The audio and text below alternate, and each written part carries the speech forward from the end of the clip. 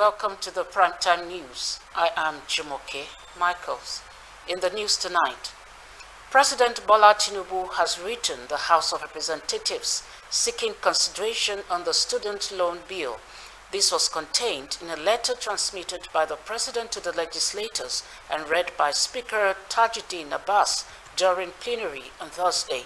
The Student Loan Access to Higher Education Repeal and Reenactment Bill 2024 seeks to enhance the implementation of the Higher Education Student Loan Scheme by addressing challenges related to the management structure of the Nigerian Education Loan Fund, applicant eligibility requirements, loan purpose, funding sources and disbursement and repayment procedures.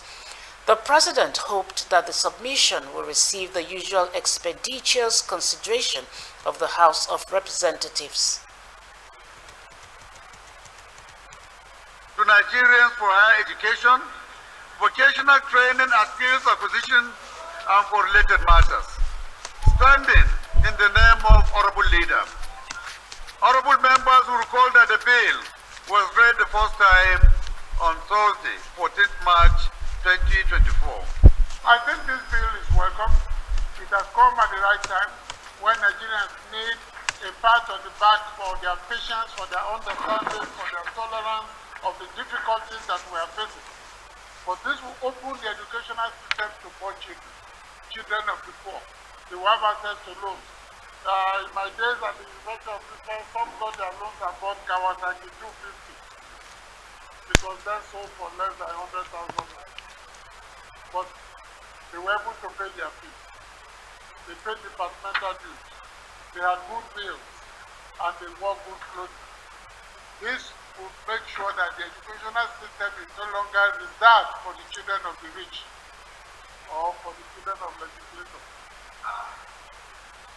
And I am equally happy that this House has identified this bill as a very important bill, and we have unanimously agreed to set aside the rules of the House to give expeditious hearing to this very particular bill in the interest of our children that are out there seeking education but do not have the means to give themselves education. And so I will urge us, without going into the details, the bill as represented has taken care of the issue. In the same vein, the Senate has passed for second reading in concurrence with the House of Representatives the Students' Loans Access to Higher Education Act, Repeal and Reenactment Bill 2024. This followed a correspondence by President Bola Tinubu, who wrote to the Senate seeking the repeal of the existing law and has submitted a fresh bill to be passed into law.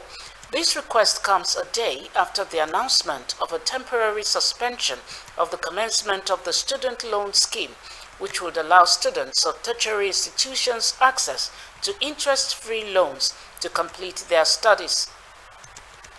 During the debate, several lawmakers lauded the executive bill, which also seeks to address challenges relating to the management structure of the Nigerian Education Loan Fund, applicants' eligibility requirements, loan purpose, funding sources and disbursement. In his concluding remarks, President of the Senate, Godswill Akpabio, committed the proposed Students' Loans Bill 2024 to the Senate Committee on Tertiary Institution and TED Fund for further legislative input. Pledge to lead the debate on the Student Loans Access to Higher Education Act, Repeal and Enactment Bill 2024. Mr. President and distinguished colleagues, the bill seeks to enhance the implementation of the Higher Education Loan Scheme by addressing challenges relating to the management structure of the Nigerian Education Loan Fund, applicant eligibility requirements, loan purpose, funding sources, and disbursement. Mr. President and distinguished colleagues, the objectives of the bill are to, 1, provide loans to qualified Nigerians to pay tuition, fees, charges, and upkeep during their course of study. I stand to support this bill. This proposed bill because of its importance, and that shows that Mr. President knows where the foundation of our problems are. If by the time we have this loan scheme become very effective, Nigerians will see why this scheme is more important than any other thing in putting a foundation for the growth of this country. I would also want to commend the executive in the repayment scheme of the bill, whereby students who obtain this loan will start their repayment 2 years after their youth service, meaning they have a period of moratorium to do their repayment. Because Bill for an act to repeal the Students' Loans Access to Higher Education Act 2023 and enact the Student Loans Access to Higher Education Bill 2024 to establish the Nigerian Education Loan Fund as a body corporate to receive, manage, and invest funds to provide loans to Nigerians for higher education, vocational training, and skills acquisition, and for related matters dealt with 2024. Second reading taken.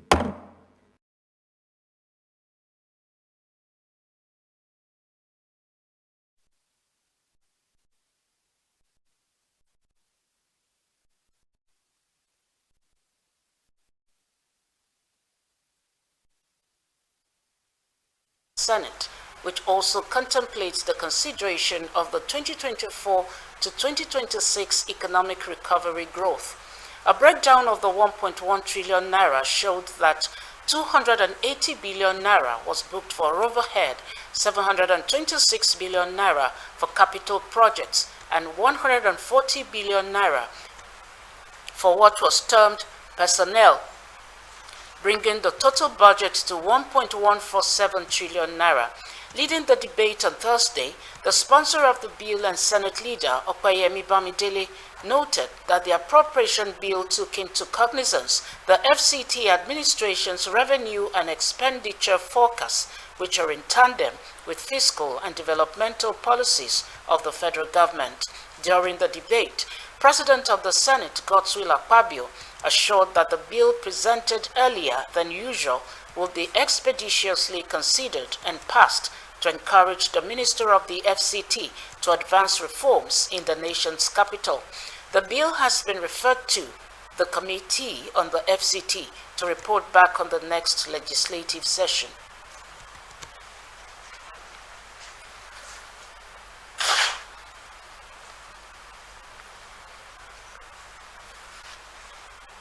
I think we should give the bill an expeditious passage because of the challenges before the FCT administration.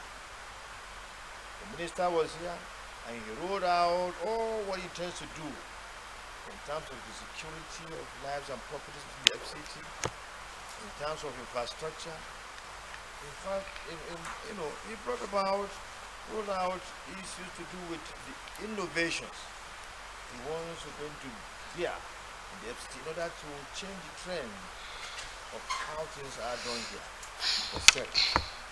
Highlights of the capital expenditure of FCT 2024 statutory appropriation bill.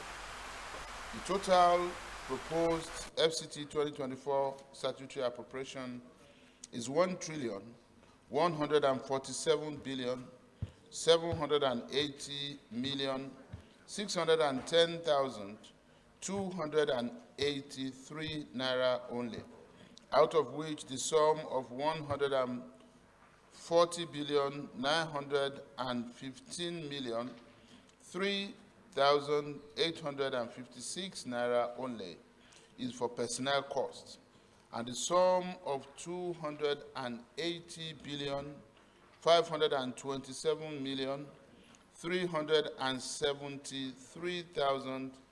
Join the Deputy Senate President to commend the Minister of FCT, Nyesom Wike, CON, for bringing this bill for the first time in over 10 years, so early in the life of our administration. When I was in the 8th Senate, we used to see some of these bills coming from July, August, September, sometimes in December. So seeing this coming now is very highly commendable. It shows that there is a resolve on the part of the minister to transform the FCT in line with the 8-point agenda of the renewed hope of President Bola Ahmed Tinubu's administration. So this Senate has noted its efforts, and we commend its efforts, and we hope that other parastatals and other agencies of government whose budgets are yet to be considered will follow suit and not try to bring their budgets in September or October. To security matters, the military has vowed to rescue the over 200 school children who were recently abducted by bandits in Kaduna State. Addressing a press conference in Abuja on the activities of the armed forces in the last 2 weeks, the Director of Defense Media Operations, Major General Edward Buba, says the military is committed to rescuing all kidnapped victims unhurt. The defense spokesman during the Thursday event, however, blamed school owners for failing to report cases of adoption to security agencies on time. The defense headquarters also described the recent abductions in Borno and Kaduna states as a gross act of cowardice. Correspondent Marian Enakemo reports that Major General Buba also lamented the rising cases of citizens being abducted in the northeast, northwest, and north central theaters of operations.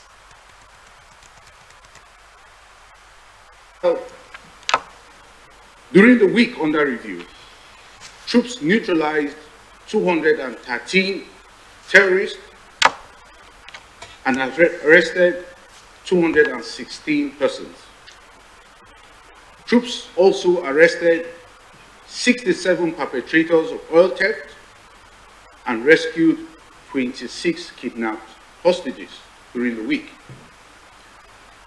In the South-South, troops denied the oil theft of over 1.5 billion naira within the week. Furthermore, troops recovered 189 assorted weapons and over 4,000 assorted ammunition. In order to effectively manage traffic challenges around event centers and other places of social gatherings, the Lagos State government has announced its plan to begin training worship traffic managers at event and worship centers in the state. Disclosing this during a stakeholder parley on traffic management and safety at event centers and places of gathering in Ikeja, Lagos, the special advisor to the governor on transportation, Shola Giwa, said the state government would no longer condone indiscipline on the roads as slight delay causes indiscriminate parking results in heavy traffic congestion and may take hours to ease around traffic event centers. He added that the stakeholders' parley was not targeted at disrupting event centers' businesses. Rather, it was to ensure orderliness and reduce travel time of motorists. The general manager of LASMA, Olalekan Bakare Oki, stated that operatives of the State Traffic Management Authority, LASMA, have concluded all necessary arrangements to collaborate with operators and owners of event centers and other relevant stakeholders for seamless traffic flow across the state. Bakare Oki stressed the need for all hands to be on deck to ensure that sanity is maintained whenever there's any social gathering at event centers across Lagos metropolis. The Director General of the Lagos State Safety Commission, Mr. Lanre Mojola, in his remarks, highlighted the importance of effective traffic management across event centers, including other places of social gatherings. Place way, for example, you know how many event centers they go there on a Saturday, you can't even drive through. So those are the things we are trying to see how much we can reduce those about incidents by working with them. So we are actually basing that on their relationship with Lagos State Safety Commission that has been working with them for a long time and say But we need to partner, we need to collaborate, whereby we train their own staff to be able to park the cars rightly, to be able to say maximize the space they have, and then work with last mile. So that they will be able to conform with the traffic rules and regulations. The interest of other road users is equally of utmost importance, in as much as we recognize their critical role, being a stakeholder in the economy of Lagos, but they should do their business in a conducive and correct manner. The safety protocols that we expect. Every event over 250 people has to be registered. An event safety permit has to be granted before you can host your event. And then as we continue to carry out our risk assessments, as we continue to go to event centers, carrying out safety checks, would ensure that we also ask for evidence of training in terms of safety in terms of traffic and safety management from their staff and operators. Bothered by the need to intensify crackdown on distressed buildings and ultimately confront recurring incidences of building collapse across the state, the Lagos State government has finalized plans to synergize operations with the private sector in the building industry for better service delivery. The synergy, which is to be christened Accredited Certifiers Program and aimed at strengthening the capacity of government officials in monitoring and enforcement of building regulations in the state, will be carried out by the Office of Urban Development and the State Building Control Agency, LABSCA. The Special Advisor to the State Governor on Electronic Geographical Information System, EGIS, and Urban Development, Dr. Olajide Babatunde, disclosed this at the Lagos State Building Control Agency headquarters in Ikeja. Dr. Babajide said the recommendation of Accredited Certifiers Program emanated from the government white paper on the report of the Lagos State Tribunal of the building collapse on 44 BCD Gerard Road, Ikoyi, Lagos, which calls for a more robust public-private sector synergy that will help boost enforcement exercise in terms of monitoring and inspection of all ongoing building constructions in the state. The General Manager of LABSCA, Architect Bolahon Oki, made it clear that the agency will not condone illegal construction of buildings in any part of the state, as the agency is fully ready to remove all buildings constructed without the requisite permit. To LABSCA is to actually conclude this process and launch as soon as possible. All the buildings that have collapsed, since 2019, none of them is actually being staged. Some of them are old buildings. Some of them are hostile developers who just go into site without getting the necessary approval or even allowing our officers to stage. So Lagos State Building Control is going to remove all those property that does not have building plan approval and that they are encroaching on other people's territory. So this is not a sentiment situation, because those that bought it before now, or those that got the CFO, have something to do with their money. We can't say because some people build on it, we should now turn deaf ears. It's because we have been turning our eyes. That's why most of them believe that they can do anything and they can always build. Shebi is for them too. We have to stop that out of, yes, once we've moved to site, nothing will happen. We need to stop it in Lagos State. Today's meeting on the second hand was to look at the procedure of the system that needs to be put in place to ensure that that is done seamlessly. Every agency of government that has any form of enforcement will carry out the necessary to interface with the Lagos Building Control Agency for them to get their enforcement done effectively. So LABSCA will be a one-stop shop for everybody to go for to ensure that their enforcement is done effectively. The Accredited Certifiers Program is one initiative where the private sector is bringing is capacity, as we have shared number of professionals in the state, working across the state, who bring their experience to partner with the public sector, and we'll be able to cover more grounds, do part of the work which LABSCA is doing. In another development, the Lagos State government has commenced the removal of all illegal shanties and structures that litter the Lagos Coastal Road at Mayegun Estate by Jakonde in Lekki area of the state, reiterating its commitment to urban regeneration in the state. Commissioner for the Environment and Water Resources, Tokunbo Wahab, stated this when he visited the scene of the enforcement alongside state officials. The commissioner, who was represented by the Permanent Secretary, Office of Drainage Services and Water Resources, Engineer Mahmood Adegbite, added that it's expedient that residents must respect town planning laws and abide with its provisions. Already, several sites have been identified in the state and need to be recovered for proper regeneration, as these sites are gradually being converted to environmental slums within the city.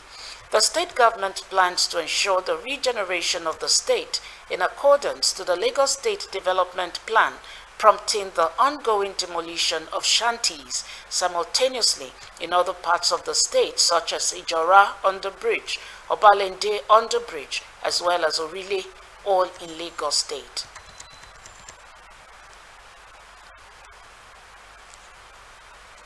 The federal government of Nigeria has been charged to include the traditional rulers in decision-making to enhance and improve the sustainability and peaceful coexistence amongst Nigerians as they are closer and communicate often with the people. These were some of the summations made by guest speakers at the Pray for Lagos program held in Lagos. The Asoya of Ile Isoya Kingdom, Ile-Ife, Oba Muraino Adebanjo, said traditional rulers have neglected in running of government, adding that to achieve an all-round successful governance of the people, it has to start from the grassroots, as prayers alone can't achieve it. On her part, the convener of the Pray for Lagos, Apostle Edith Grace Onajimo, said political office holders must seek the face of God in policy making, as it's the only way to actualize a true Nigeria, while pointing out that prayer plays a key role in nation building. Except the Lord build a house, they labor in vain that build it. Our leaders does not have power to rule except God help them. So I believe that prayer plays a very key role in nation buildings. So it's good to pray. People say we should pray for the peace of our Jerusalem. So for those people living in Lagos State, whenever you are praying, always pray for Lagos State. Pray for your family, pray for Lagos State, and pray for Nigeria. Everything they want to do, start from the grassroots. We are the closest people to all the populace, Nigerian populace, and we are the ones that can identify everybody from house to house. So with this, they should go back to the roots and make sure they set it good, and we shall follow suit. In other words, to give us a constitutional role to play in the government. It's so disheartening, it's so painful to the heart, but I want to believe that the genuine ministers of God, we still have them. Those who stood by the truth, those who serve God with the whole of their heart, so we still have them. And I know those that are not really bringing glory to the name of God, we pray that the Lord touches them and there will be a turnaround. Up next are stories from the foreign scene. As an online entrepreneur, I am an advocate for tax morale, and I urge my fellow entrepreneurs to fulfill their civic duty by filing their returns. I handle my business with integrity, and my customers trust me. And it is my civic duty to file my returns and pay my tax because I trust the government.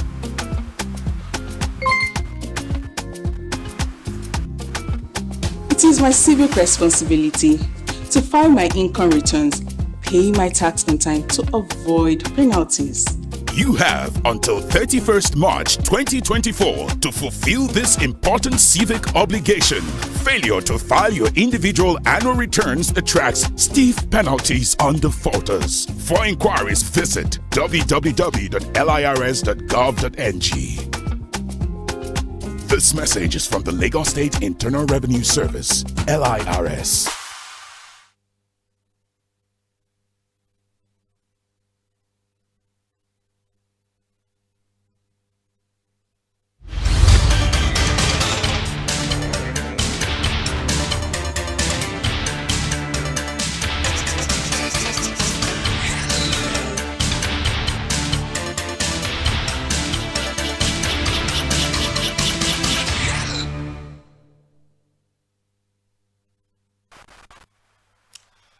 Israeli forces have shot dead at least 6 Palestinians and wounded 83 in Gaza City as they were waiting for food and humanitarian supplies at the Kuwait roundabout, an area where large groups of people gather for arriving aid trucks. The attack on Thursday took place hours after at least 5 people were killed by an Israeli airstrike on a food distribution center in Rafah, southern Gaza, run by the United Nations Relief and Works Agency for Palestinian Refugees in the Near East, which is the main humanitarian agency in Gaza. There has been an uptick in fatal assaults by Israeli troops on crowds of starving civilians lining up for aid in recent weeks. On Monday night, Israeli forces killed 11 people waiting for food aid at the same roundabout. The Secretary General of the North Atlantic Treaty Organization, NATO, Jens Stoltenberg, says Ukraine is running out of ammunition and members of the alliance are not doing enough to help Ukraine. In an unusually blunt comment about the state of the war, Stoltenberg said unprecedented aid from NATO allies has helped Ukraine survive as an independent nation. Stoltenberg told reporters at NATO headquarters in Brussels on Thursday that Ukraine needs even more support, and they need it now. More than 2 years after Russia's full-scale invasion, Ukraine's military has recently been grappling with significantly reduced weapon supplies from the West. We'll take another break to bring you sports news.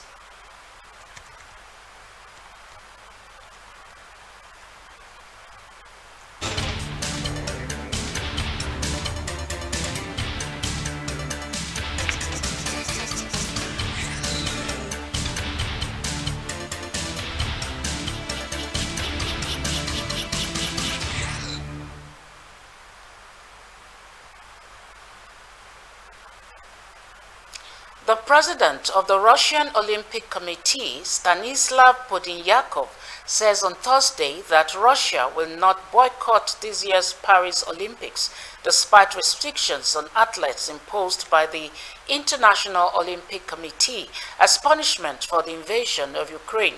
The IOC will allow Russians and Belarusians who qualify in their sport for the Paris Games, which run from July 26 to August 11, to take part as neutrals without their country's flags, emblems, or national anthems. Neutral athletes will compete only in individual sports, and no teams for the two countries will be allowed. And that's the Primetime News on MITV. Thanks for watching. I am Jumoke Michaels. Good night.